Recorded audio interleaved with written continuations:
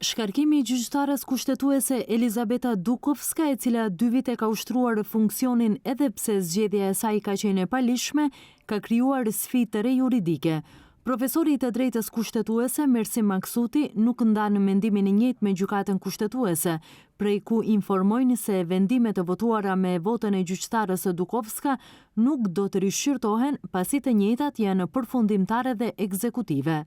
Maksuti thekson që pavarësisht se kjo është një sfidë e re për gjykatën kushtetuese, mbi parimet e së drejtës kushtetuese dhe ndërkombëtare, në këto situata lën hapësirë që të rihapen lëndët. Çdo vendim në cilin ka votuar gjykatësia në gjykatën kushtetuese duhet edhe një herë të rishqyrtohet në mënyrë individuale, për secili vendim duhet të rishqyrtohet në mënyrë veç e veç. Ato nuk mund të hidhen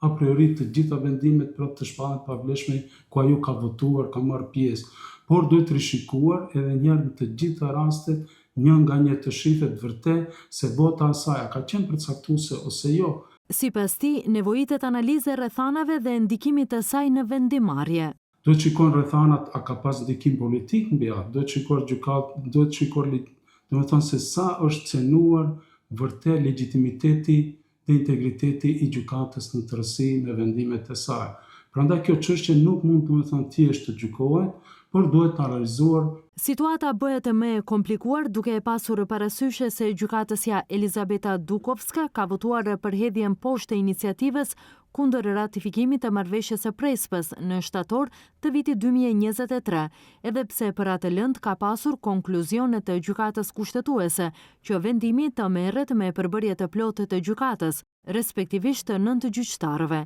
Praktikisht, vota e Dukovskës i bie që të jetë e pavlefshme, duke e pasur parasysh se mandati i saj digjet për shkak se është zgjedhur në mënyrë të palishme. Pyetja që mbetet pa përgjigje është se pse lënda ka qëndruar 2 vite në gjykatën administrative dhe nëse do të thirren në përgjegjësi antarët e Këshillit Gjyqësor që Dukovskën e kanë propozuar për gjyqtare pa i vendosur në votim kundër kandidatët e saj.